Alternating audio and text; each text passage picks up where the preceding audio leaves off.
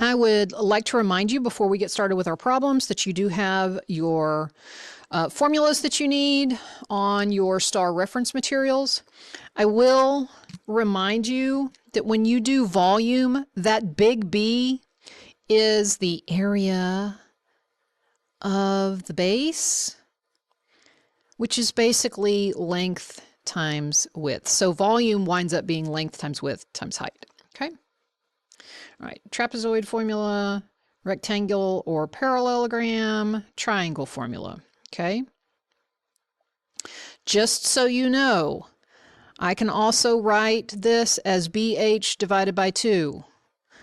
I can also write this B1 plus B2 times H divided by 2. Okay, those are equivalent to what they gave you.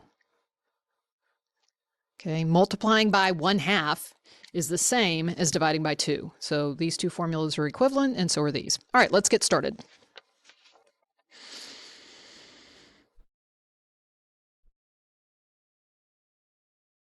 Okay, number one, we are looking for area of a triangle. So I'm going to use this formula. Remember, that's the same as me saying 1/2 base times height. My height is 16. My base is 24. 16 times 24.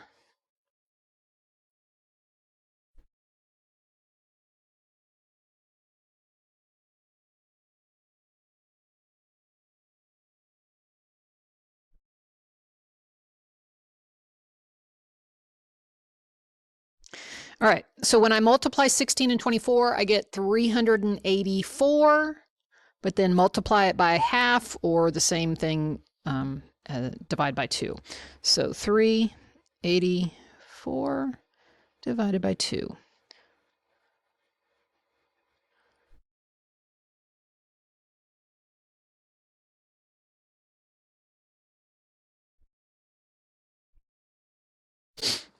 Okay, well, and it didn't even really say that you had to solve, so that could have been a lot quicker. I need something that looks like this. Height and base times height divided by 2. It's probably going to be this one. We're not going to use addition to find area. So those two are both wrong. This one, this would be like finding the area of a rectangle. There's no divided by 2, so that's not going to be it either. Okay.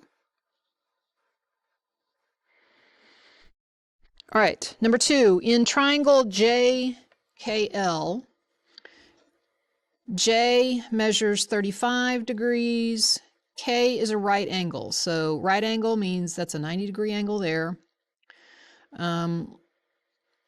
This is 35 degrees, and they want to know what is L. Okay.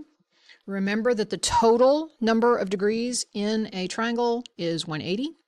So I'm going to subtract out that 90 degrees. 180 minus 90 is 90. And then I'm going to subtract out this other one, which is 35. And I get 55 as my missing angle. Angle L is 55 degrees. Okay. Number 8 down here is done the same way. It's just you have numbers that are decimals. But both of those subtract out of 180 to get the remaining angle. All right.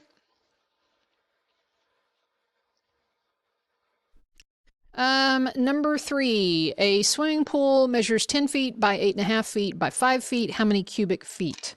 Again, remember that volume, this is basically a rectangular prism that they're talking about, a swimming pool.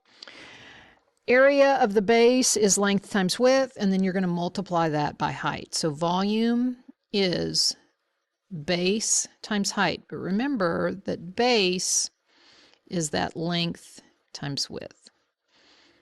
So really, length times width times height, and you're going to do 10 times 8.5 times 5 feet.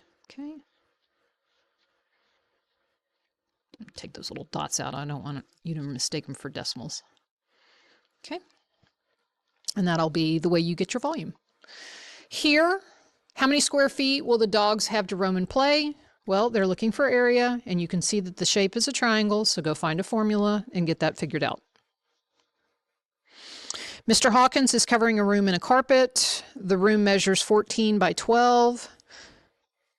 All right, so basically here's his situation. He's got a room, 14 by 12, and each square foot costs $2.10. So the area, it's a rectangle. The area is the base times the height, as in little b, or length times width, if you want to call it that. 14 times 12. Let's see. 12 times 12 is 144. And then I've got the remaining 2 from over here. 2 times 12 is 24. So that's going to be 168 square feet. Now, is that my answer? No, but it's something I need in order to find my answer. And so I'm going to take 168, because each one of those 168 square feet is going to cost me $2.10 for carpet. Okay, so to get my final cost, I've got to take the number of square feet, 168, and multiply by the price per square foot, which is $2.10. I'll let you finish that up.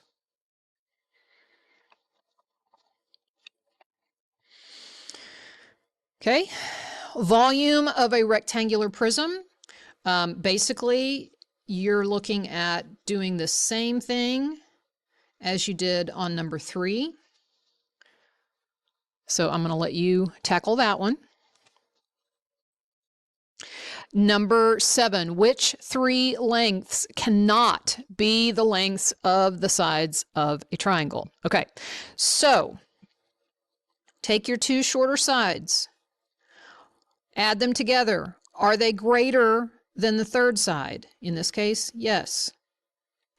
Take the 2 smaller sides, add them together. Are they greater than the third side? Yes. Take the 2 smaller sides, add them together. Are they greater than the third side? Yes. Take the 2 smaller sides, add them together. Are they greater than the third side? And in this case, no. So those measurements cannot be the measurements of a triangle. Okay. All right, let's go to the back.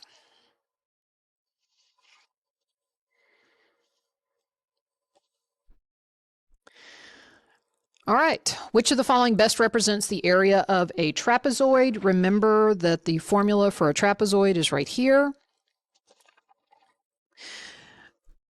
Area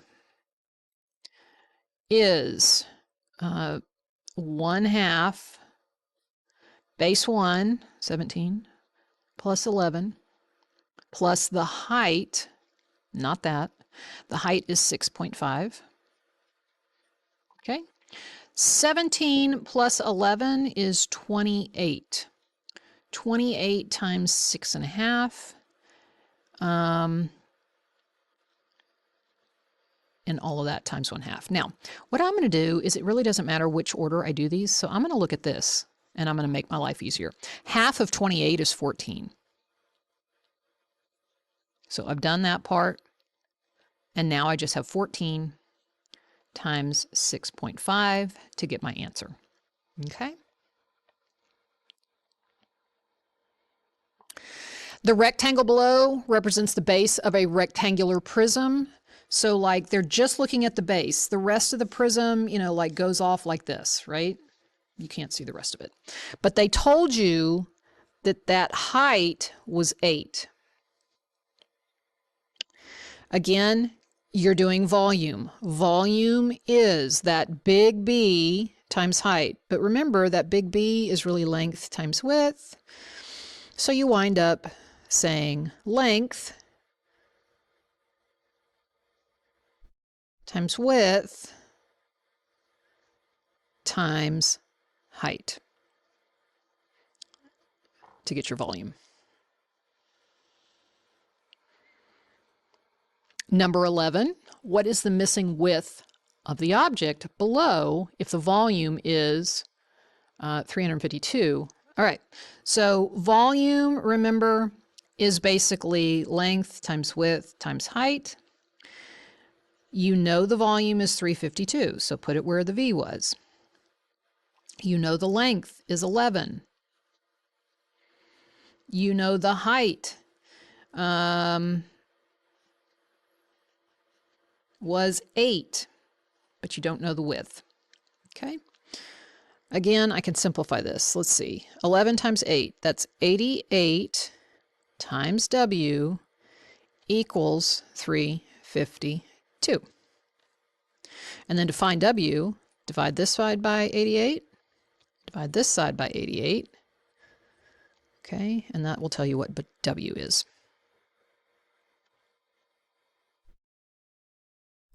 Which of the following formulas does not represent finding the height of a rectangular prism with a volume of 200 cubic inches, a length of 4, and a width of 5? Okay, once again, it's very similar to over here. Volume, I'm going to go ahead and put 200 where the V would go. 200 equals length times width times height. All right. These two guys multiplied together is going to give me 20. So 20h equals 200. So that one would work. Then I could find h by saying divided by 20, divided by 20. H is 200 divided by 20. That one works. This was what I had originally before I multiplied the 4 and the 5. So this one works. This one does not work because it's got to be length times width times height, not divided by height.